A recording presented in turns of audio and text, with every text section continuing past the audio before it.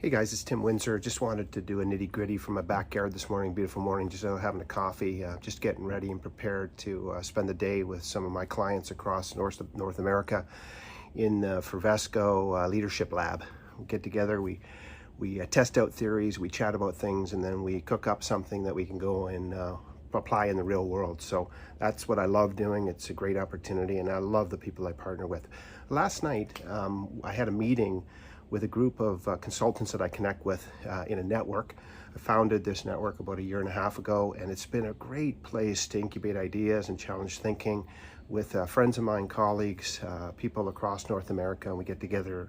Last night we talked about this idea of work-life balance. Now, I want you to think about that term for a second, work-life balance.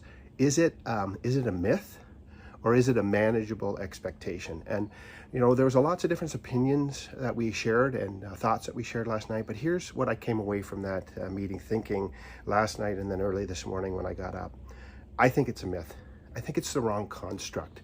Work-life balance. It pits work against life, as if work is evil and life is good, or work is good and life is evil. I'm not sure how that is. Work is part of life.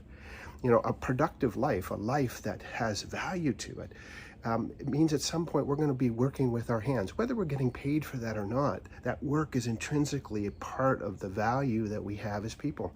And whether I'm working on something with my grandkids, or working on building Lego, or whether I'm working on building a leadership program, it's work. But it's part of life. It's not different. It's not ancillary. These are not at odds. They're not enemies of one another. And that's an interesting way, I think, for me, of framing it. The other thing last night is that 2 words came sort of percolated to the top of the conversation. As opposed to the word balance, the words harmony and rhythm, and I'll talk about those in a second, really interesting. But the other question I would have is, what image do you think of when you think of the idea of work-life balance? When you see balance or hear balance, what picture do you see? And I think often we see a balance beam teetering on something in between these two worlds, and we don't want to fall off into one or the other. I think that's the wrong image. I think that harmony, rhythm makes more sense. There are times in my life where the most productive part of my day is 3 a.m. or 4 a.m. in the morning. Well, if I get up early, I go to bed early. I get up early sometimes. I go to bed late. I get up later, whatever it looks like. But sometimes 3 or 4 a.m. is the best place for me to find rhythm and harmony for productivity. So it isn't work versus life. And many of us shared experiences, particularly in going to other cultures where we were challenged with this thing. Maybe in North America or some European countries or some other countries we struggle with this more, but it seems like in some countries like Africa or India where I was, or Kenya, they have a different way of looking at this. I remember meeting with the president of a municipality of one of the communities I work with in Africa, and I remember him saying something to me early on. He said, "Tim, you have to understand this is how it works for us." He said, "First we eat together, then we dance together, and then maybe we work together." See, they had a very different rhythm or understanding of looking at these things. So lessons from other cultures have taught me that I'm not looking for balance. I'm looking for harmony and rhythm in my life, breathing, exhaling, running and resting, just like the natural rhythm. You know, at times in the day, my heart beats in the 50s, and at times in the day, if I'm exercising, my heart beats in the 120s, or maybe I get it up into 130s. There's running and resting. That's part of the rhythm of life. So maybe not balance, but rhythm. I'm going to ask you to think about that this week. What is moving away from looking for balance, but looking for rhythm and harmony look like for you? And what lessons have you learned along the way? Now, on a practical level, I practice something called time blocking. I schedule and block everything, and I put it in a schedule. And the reason for that is I can quickly look at, the next week or the next month or the next 3 months or 6 months, and look at, do I have harmony and rhythm in my life? And because I see it on a regular basis, it makes me attend to it when there isn't harmony, and I color code that. That's just the way I do that. But you know, we have to ask ourselves, what is the right rhythm or harmony, and over what time? There's an equation.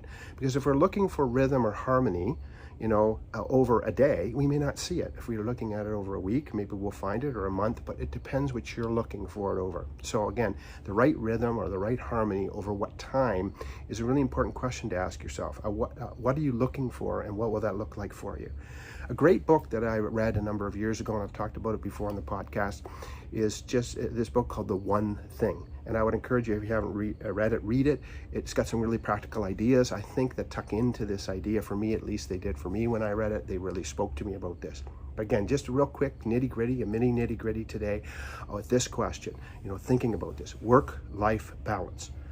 Myth or manageable expectations? What's your thought on this? Please look me up on social media. Let me know what you're thinking on this, and challenge yourself to ask yourself, are you seeking a myth or a manageable expectation?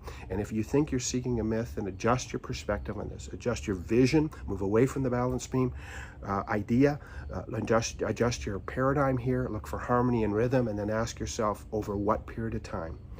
In the post-pandemic world, people are going to be looking for new harmonies and rhythm. They're going to be looking for new things. They're going to be looking for have new expectations. And that's going to be true for me. I'm going to be in my RV more, doing more remote work. I don't know about you. But I believe across North America and probably the world, there's going to be a reshaping of expectation in relationship to what do we want, what don't we want, and how are we going to find more rhythm and harmony to breathe in and exhale in our lives. Have an excellent day, and do me a favor, uncommodify your day and your world today by standing out for all the right reasons and not being a dime a dozen person. Break the evil spell of sameness.